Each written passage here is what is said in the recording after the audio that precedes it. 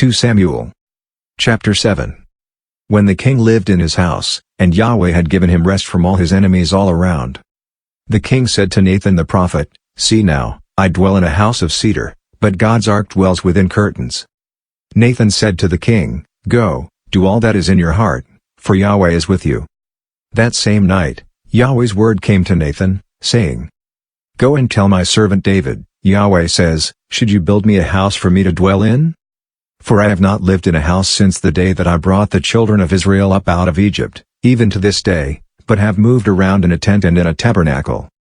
In all places in which I have walked with all the children of Israel, did I say a word to anyone from the tribes of Israel whom I commanded to be shepherd of my people Israel, saying, Why have you not built me a house of cedar? Now therefore tell my servant David this, Yahweh of armies says, I took you from the sheep pen, from following the sheep, to be prince over my people, over Israel. I have been with you wherever you went, and have cut off all your enemies from before you.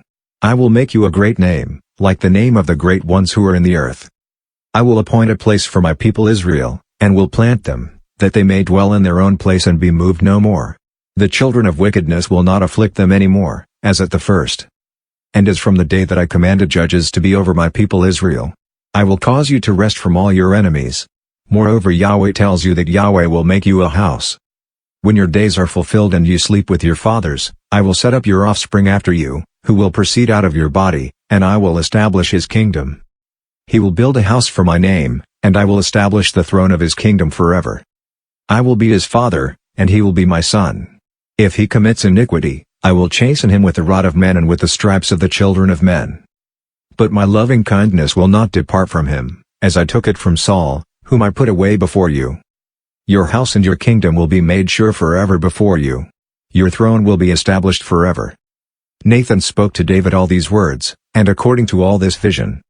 Then David the king went in and sat before Yahweh, and he said, Who am I, Lord Yahweh, and what is my house, that you have brought me this far?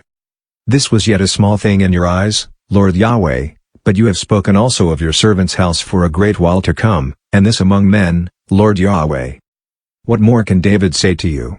For you know your servant, Lord Yahweh. For your word's sake, and according to your own heart, you have worked all this greatness, to make your servant know it. Therefore you are great, Yahweh God. For there is no one like you, neither is there any God besides you, according to all that we have heard with our ears. What one nation in the earth is like your people, even like Israel, whom God went to redeem to himself for a people, and to make himself a name, and to do great things for you, and awesome things for your land, before your people, whom you redeemed to yourself out of Egypt, from the nations and their gods.